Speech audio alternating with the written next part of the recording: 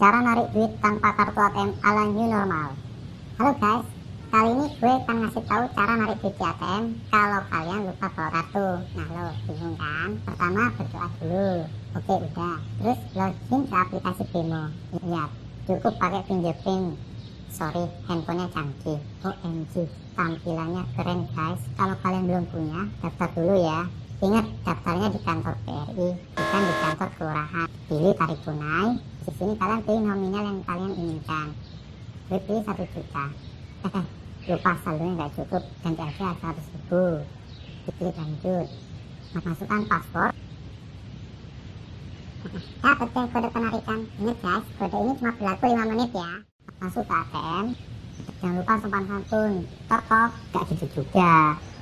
Cari ATM yang kosong, pastikan gak ada yang mencurigakan. Oke, aman. Tekan tombol kiri paling bawah, tekan perlahan tapi pasti.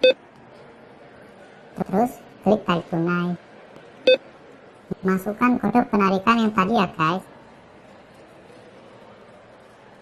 Selanjutnya, masukkan nomor HP yang terdaftar di Bimo. Ingat, jangan masukin nomor mantan. Tunggu. Nah, ambil deh duitnya. The last and not least, selalu cuci tangan kalian setelah melakukan aktivitas apapun. Gimana tips dari gue? Gampang kan?